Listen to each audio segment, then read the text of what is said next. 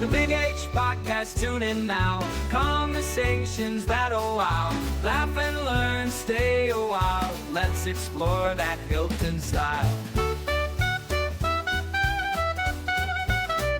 From the highs to the lows, every story just explodes. Mike's got questions on the go, diving deep from head to toe. Every week the guests align, sharing moments so divine. Stay with us, the pace is fine. Every episode you'll find. The Big H Podcast, tune in now. Conversations that'll wow. Laugh and learn, stay a while. Let's explore that Hilton style.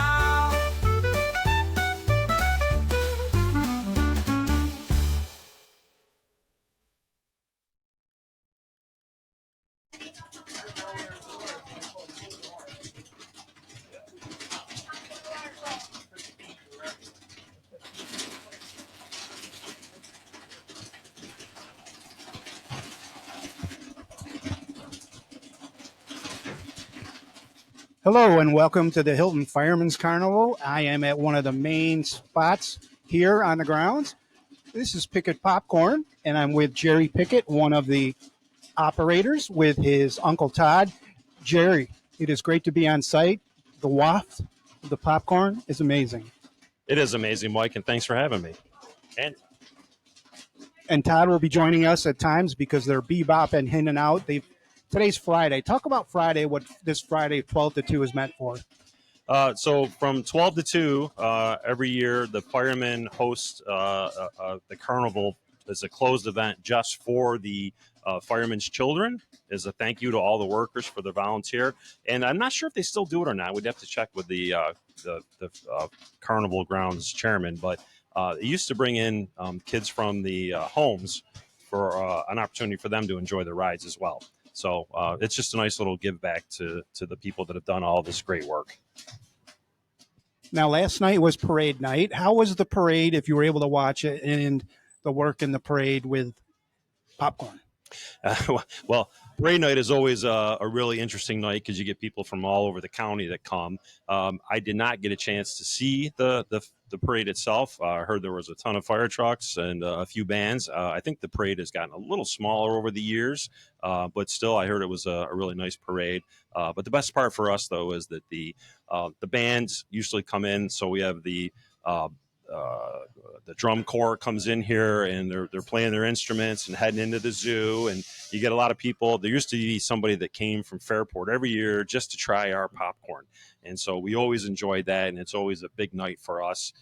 Yesterday we were just a little bit under average. We've got our records over here, and we were running about almost $50 short on average. You talk about the records and the record keeping. How many years has the stand been in operation? We don't know exactly when it started, but my grandfather, Todd's dad, started doing popcorn up at the old fire department when they would host Friday night fights, and he would serve popcorn off the back of his pickup truck. And that eventually, when they started the carnival here in the 30s, they opened up a stand, and we've got photos here of the old stand. And they've been selling popcorn here. My grandfather, Vernon, my great-grandfather, Frank, then my dad, Richard, and then Todd, myself, and my aunt, Gail, who's since passed, and my Aunt Mary, also who's passed. But everybody, and there's a lot of other people that have helped support. My cousin Tricia still supports, and we're trying to get some of the next generation in here as well. But this has been going on for 90 years. And it is a sacred recipe that most people, I'm not personally a popcorn connoisseur. I like popcorn, but there's people that absolutely love this stuff, and they brag about it and come here every year and keep telling us how much they love it. And it's only 4 days a year, and that's it.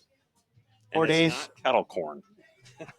4 days out of the year for Pickett Popcorn. I was on my website, my YouTube channel, and a lady had made a comment and said, when you go down there to the Fireman's Carnival, you got to stop by Pickett's Popcorn. She made a special point of putting your popcorn. Now, you talked a little bit about it's a special recipe. I don't want you to reveal anything, but you showed me a little bit earlier, and due to my technology and the lack of it, talk a little bit about what goes into making a batch. It's actually pretty simple, and the secret really is coconut oil. I'm guessing my grandfather and great grandfather were the ones that originally. Yes, we've got cans hanging all around the stand of years past. We use it for storage, but the coconut oil is heated, and it's important that it's done in a stainless steel popper. The stainless steel popper, during one of the floods, we lost our original popper, which is here, and it's really a historic relic. But we had an aluminum popper one year as a substitute, and the popcorn was horrible. It was flat. It just did not have the same taste, believe it or not. So a stainless steel cooker is important, and it actually gets seasoned. And then with the coconut oil and just a little bit of salt, that's all it is. And so I had several different people yesterday stop by and say, "So how much butter do you put in this?" And I'm like, "No butter." And they're like, "No way." And they said, that they're have allergic reactions or issues with butter or dairy products, and so they were able to indulge because it's just coconut oil. And I will also say, many years ago, it was kind of said, that food thing goes around. It's good for you, it's bad for you, it's good for you, it's bad. Well, many years ago, coconut oil was considered bad for you. But now in the current movement, in the health movement, coconut oil is actually recognized as good for you. It's a good fat. So this is a good thing. It's healthy. It's good for you. It tastes well. And the community apparently loves it. 90 years of success. Okay. I want you to send your Uncle Todd over for a little bit. Sure. And we're going to talk to him, and we're going to bring you back again as well. You got it. Thank you. And again, there's going to be Todd Pickett coming over. He's Jeri's uncle. He's been working the popcorn stand right now, and it smells delicious. Todd, great to have you on the Big H podcast. Thanks, Mike. Glad to be here. All right. Now, I want you to go into a little bit about the Pickett family and their history in the fire department. In the fire departments. Start off not, with, yeah. Not with the carnival, just in the fire department. Fire department, and then you can delve into the carnival as well. As much as I know, my grandfather and my father go back to my grandfather back to the early 1900s. My father was born in 1918, but he was involved in the fire department as soon as he could be, probably in the early 30s as a young boy. And so fire hall used to be up on Main Street in the village, and it was there probably until the 50s when they built the new one on South Avenue here. And they were involved like right from the start, as soon as they could be involved. The one thing that both of them were involved with and very proud of is the fact that they started the ambulance corps. And I believe that started sometime in the late 30s or early 40s. And they were instrumental in getting that whole process going as part of the fire department. Other than that, they were both chiefs. My father was very involved on the international level as a fire chief, and was actually the president of the Eastern Association of the International Fire Chiefs. So that was his life. Speaking of life, the fire department was a small community in itself. So everybody knew each other. It was a really tight-knit community. They all watched out for each other. They did events together, and they had a great time. And I grew up with that.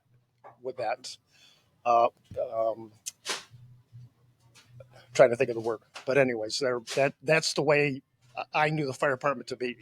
It's a little bit different now. The state drives a lot of it, so they have to do a lot more training. They can't have the fun that they used to have, that kind of stuff. But and then, of course, the carnival was an integral part because it's a major fundraiser for them. There is a fire district. The fire district is actually responsible for all the equipment and the buildings and stuff like that. That's paid for through our taxes, but there's a fire department, and that's the men and women that serve in the fire department. The proceeds from these events go to pay for all of their events that they have, their social events. They have their annual banquets.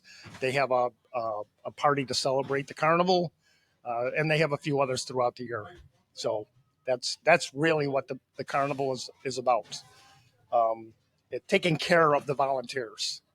So today's a great day for that because it's free rides, free food, free drink for all those people. I'm going to get some pictures to put up on the Facebook page, but I'm looking here there's a September 9th, 2004, and then a water line from 74. Talk to us about the beginnings of the popcorn and then what had happened due to flood and the rebuilding. Yeah, so I don't know what Jeri went into with the origins of this, But the way the carnival started sometime in the 30s. I don't know if he actually discussed that part of it or not. Sometime in the 1930s, mid to late 1930s. But prior to that, they had at the old firehouse that was on Main Street, which is now gone. But they had an addition on the back of the building that was 2 stories, and on the second story they had a huge room that was a bunk room for the firemen if they wanted to sleep there, or whatever. They rarely used that, but on Friday nights they would open up that room, take everything, push it off to the side, set up a boxing ring, and they would have boxing matches. Friday night, that was a fundraiser for them. That was prior to the carnival. My father and my grandfather used to sell popcorn off of the back of an old truck. They refer to it as a jitney, but that's what they did as part of the fundraiser. So it was just a natural when the carnival started that they would roll right into the popcorn stand. It was situated on the same location where we are, half the size, of course, very old and very rustic. But that's where, I actually spent probably the first, probably until I was 10 years old, in that stand. While my father worked, my mother was an auxiliary member, so ladies auxiliary, so she was right next door. But spent a lot of my time down here, in probably in the early 60s, mid 60s. They doubled the size of the building. And then in 1995, they had to knock it down because it was literally falling down. And then they built the structure that we're currently in right now, on the same location, a little bit bigger footprint, but that's really kind of the history and where we are to today. There were a number of people that came through the popcorn stand, a number of firefighters. Russ Wright was with us forever. He was probably right from the very beginnings, as long as he was the same age as my dad. So they started in 1930. In the mid 30s, they weren't even of age yet. My dad didn't turn 18 until 1936, and I think Russ was around that same time. So but they were in here as soon as they could, and they were here pretty much the entire until they couldn't do it anymore. So, as well as my grandfather Frank did it. Oh God, into his 80s. So he would sit there in the corner, but he just loved being down here. But yeah. Now, do you have your days and times that you are supposed to work, or you're pretty much of age you can pick and choose? I would like to think that. It isn't usually how that works. Everybody gives me some crap because I'm usually here every day. But there are times when I would have like a golf event or something like that, but we're here on Friday afternoon for the kids. And in previous years, I used to play in a golf tournament on Fridays, so Jeri would cover it, or whoever would happen to be around. And then there were a few times when I would leave early, and so we do that. But it's primarily family that works this stand. The firemen are actually thrilled because this is the one stand on the entire field that they don't have to worry about. All they have to do is provide us with the materials, and we do all the work for them. So thankfully they voted probably 5 or 6 years ago to actually transfer the proceeds from the popcorn stand to the exempt club, which was very nice of them. Very, very good to do that, because the exempt club needs those funds. So that was a great thing. I had never heard of the fights that they would clear it out. Now, was it the firemen fighting, or did they bring in professionals? There were, I don't know. That's a good question. I'm not sure if they brought any professionals in at all. I do know that my great grandmother, who was a very kind soul, she would take people in at times. And we had a gentleman that lived with her for many years. His name was Walter Smith, but we called him Jimmy. And great guy, just love him. When he moved to Florida, he was an electrician. He was in the Navy. He was an we would go down and visit him in Florida and stay with him and stuff like that. But he was probably all of 5'5", but he was, he was a scrapper. Yeah, so he was one of them. I know that for a fact. So where the others would come from, I'm thinking they were probably all local people, but they may have brought in some others. I don't know. But yeah. So this week, is it good for you too? Maybe you haven't seen people all year, and you're going to see them on the carnival weekend. Some people take advantage of that more than I do. But as a matter of fact, there are people coming down this year. They've already told me that we're going to have a little gathering in the beer tent area, probably tomorrow afternoon. We'll get together and meet up with friends. But yes, this is the one place that everybody knows you can go to and usually meet up with some classmates, if not a good deal of them. But and the beer tent is a gathering place, right? That's where everybody goes. Well, the Pickett family is so well known that I had done just a brief podcast explaining the carnivals this week, and a woman commented in and said, "Before you leave, you got to stop at Pickett Popcorn. You're legendary." She moved out of the area. Well, I'm sure Jerry's already kind of elaborated on that, but we do have people that come from far and wide, and they've heard of it, and they when they come down there, like, oh yeah, such and such a person told me about this. I got to stop and get some popcorn here, and I'm like, yep, absolutely. So I tell them to shy away from the first night for until we get things settled in and everything. The first few hours or so, or the first hour anyways, is a little shaky, but once we get going, it like riding a bike. As you'll attest to when you have some here, it's good stuff. Oh, it's amazing. I usually get 2 bags on my way out. Yeah, right, exactly. Yes. Yeah. Well, Todd Pickett, thank you for joining me. I'm going to bring Jeri back. I forget the relationship. He's your my nephew. My brother, his father, was again, and as soon as he was able to do that, he was working in here as well. He worked. Where did he work, Jeri? Where else did he work? My dad? Before he came in here. Popcorn. Pop. He moved from. That's right. Pop to popcorn. All right. Well, Todd, thank you for joining me. I appreciate it. And we're going to talk more in the future on podcasts with you. All right, Jeri, why don't you come back and join me for the ending segment? Sure. All right. Now, just back to Jeri Pickett. And Jeri had a great talk with Todd, talking about the spreadsheet over there, a little bit of the water line over here. As I bring you back over here, explain a little bit more. And I think what I'm going to do is take a picture of that and post it on Facebook so people are going to know what you're referring to. Talk a little bit about what's in that picture frame up there. Well, so the original popcorn stand, which I think Todd talked about, was half the width of this. And then they doubled it at some point. I don't even know when, before Jeri, BJ. But probably in the early 90s, it had just reached the end of its life. And at the time, that stand, it had a pitched roof, and you'll see the pictures. But and they don't have any pictures of the inside, but it was just my childhood memory. You walked in here, and both my great grandfather and my grandfather were in here working with I think it was Russ Wright. But they had yellow lights, and then the floor was just covered in wood shavings, and it just had the most unique smell and aura about it. And then my grandfather and great grandfather and some of my aunts and cousins and stuff were also in here. So it was just this really family affair. And the one thing that's pretty cool too is my grandfather, Vernon, above the door had a paddle that he had there as a break glass moment in case there was any fights outside, that he had a paddle. He was going to kick some ass.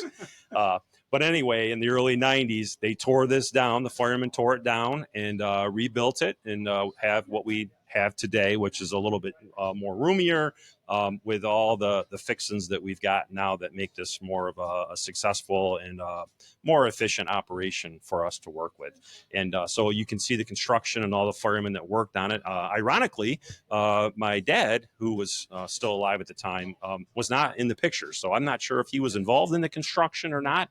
I mean, he wasn't an active firefighter at that point in his life, but it was a new stand built in 1995 right here. So, and I will add, ironically, in 1995, I met my wife right there at the corner of that popcorn stand. That's where we met. So, and you're still together. And we're still together. So it's pretty unique. My life, ironically, sort of revolves around this popcorn stand one way or the other. So it's cool. A couple more questions. Yeah. What's the allure of Hilton? You and I are Hilton through and through. Why do people enjoy this community, enjoy this Fireman's Carnival so much? Well, first of all, it is supposedly one of the biggest carnivals, and all the other communities all have their carnivals and their events. But this one I think is kind of nice, centrally located between more of a higher suburbia towards Greece, but also more of the rural areas towards Hamlin. It kind of draws from all those areas.